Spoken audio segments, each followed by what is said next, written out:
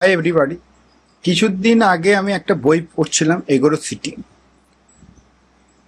এই এগোরো সিটির বইটা পড়ার কারণটা কেন, there is a two part, ergodicity, non ergodicity. Ergodicity মানে হচ্ছে ডাইভার্সিফিকেশন করা, একটার ওপর পুরো জোর না দেওয়া।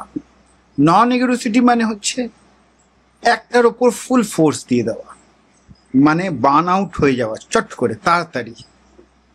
এগোরোসিটি মানে অনেক দিন ধরে সাস্টেন করা, নন এগোরোসিটি মানে শর্ট লিভড। এবার এই এগোরোসিটিকে অ্যাচিভ করবার জন্য একটা টুল আছে, কেলি ক্রাইটেরিয়ান। কেলি ক্রাইটেরিয়ান জিনিসটা কি বলছে, আমরা কোনো কোনো কাজ করি which is forcing us with the help of emotion. এবার ইমোশন যখন ড্রাইভ করছে তখন তুমি সেই কাজটাকে বারবার এগিয়ে নিয়ে যাওয়ার চেষ্টা করছো।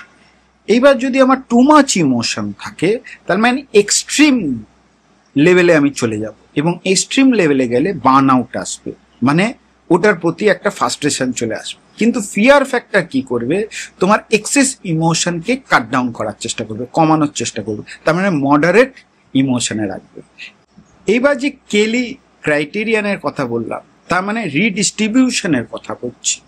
তার মানে একটা জায়গায় সব কিছু এফোর্ট না দেওয়া, সব জায়গায় টাইম ডিফাইন করে এফোর্ট দেওয়া।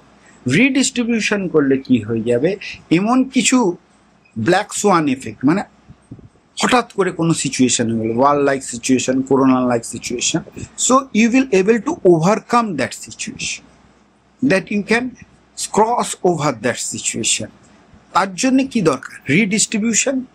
অনেক সময় পোর্টফোলিওতেও বলা হয় যে কোনো কোম্পানি কেনার আগে অনেকগুলো কোম্পানিকে কিনে রেখে দেওয়া, রিডিস্ট্রিবিউশন করা।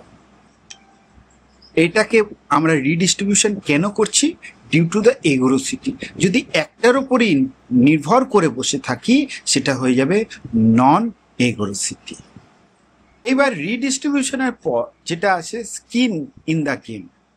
স্কিন ইন দ্য গেম মানে কি, আমি শর্ট টার্ম বেনিফিটের জন্য মুভ করছি না, মাল্টিপল ইনিশিয়ালি ফেলিওর হতে পারে, তার মানে শর্ট টার্ম গ্র্যাটিফিকেশন আমার দরকার নেই। তার মানে গ্রাফটা কি হবে, স্মুথ গ্রাফ, স্মুথ গ্রোথ হবে। কিন্তু দুম করে উঠলো, দুম করে নেমে গেল, সেখানে স্কিন ইন দ্য গেম নেই। তার মানে আমি শর্ট টার্ম গেনের জন্যে লং টার্ম লস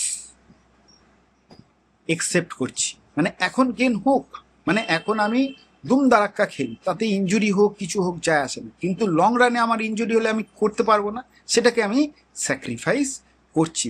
আর একটা কি, যে কাজটা করছি সেটার উপর আমি ফুললি ইনভলভড আছি, সেটাকেও বলা হচ্ছে স্কিন ইন দ্য গেম।